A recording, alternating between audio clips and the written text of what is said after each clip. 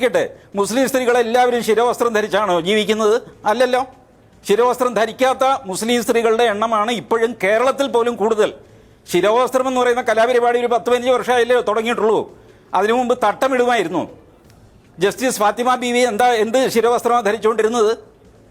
ഇരിക്കട്ടെ, പാകിസ്ഥാനിൽ ബേനസിർ ഭൂട്ടോ എന്ത് ശിരോവസ്ത്രമാണ് ധരിച്ചുകൊണ്ടിരുന്നത്? ഇപ്പോൾ ബംഗ്ലാദേശിലെ പ്രധാനമന്ത്രി എന്ത് ശിരോവസ്ത്രമാണ് ധരിക്കുന്നത്? വെറുതെ ഇല്ലാത്ത സാധനങ്ങൾ മതചിഹ്നമായിട്ട് കാണിച്ചിട്ട് നാടെങ്ങും കലാപങ്ങളൊക്കെ ഇടരുത് ലിജു.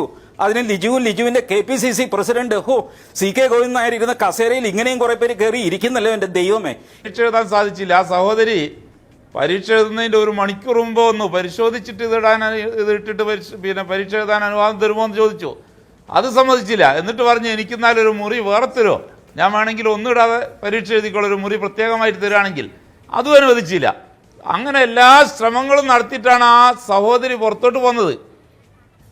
പരീക്ഷ എഴുതാനുള്ള അവസരം നിഷേധിച്ചു. അതിൻ്റെ മൂല കാരണം എന്താ? സുപ്രീം കോടതി അനാവശ്യമായൊരു കമൻറ്റ്. അനാവശ്യമായ കമൻറ്റ് മതവിശ്വാസികളെ സംബന്ധിച്ചിടത്തോളം ആ മതവിശ്വാസത്തിന് വിരുദ്ധമായൊരു 3 മണിക്കൂർ ജീവിച്ചാൽ എന്താ വരാൻ പോകുന്നത് എന്നൊക്കെ ചോദിച്ചാൽ അതിനൊക്കെ മറുപടി പിന്നെ ആരെങ്കിലും പറഞ്ഞുവിട്ടാൽ ചിലപ്പോൾ കോടതിയെ സംബന്ധിച്ചിടത്തോളം അധികമായി എന്നൊക്കെ പറയില്ലേ.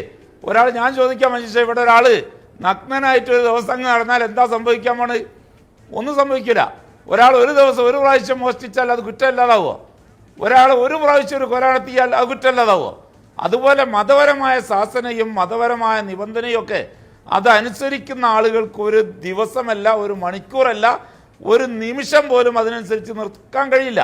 പിന്നെ ഇവിടെ മോഹൻദാസ് സാർ പറഞ്ഞു, ബഹുമാനപ്പെട്ട മോഹൻദാസ് സാർ ഇവിടെ പറഞ്ഞു ഫാത്തിമ ബീവി. ആ ഫാത്തിമ ബീവി എല്ലാ മുസ്ലിമീങ്ങളുടെ മാതൃകാ വനിത. അത് മക്കത്തുണ്ടായിരുന്നു 1400 കൊല്ലങ്ങൾക്ക് മുമ്പ് ഒരു ഫാത്തിമ ബീവി.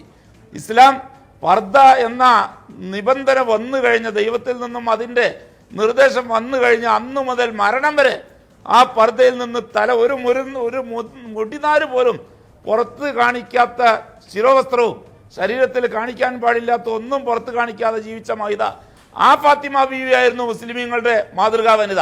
നിങ്ങൾ പറഞ്ഞ ഈ ഫാത്തിമ ബീവിയോ അല്ലെങ്കിൽ അതുപോലെയുള്ള ഫാത്തിമമാരോ മുസ്ലിമീങ്ങളുടെ മാതൃകാ വനിതയല്ല. അതുകൊണ്ട് തന്നെ അവരെ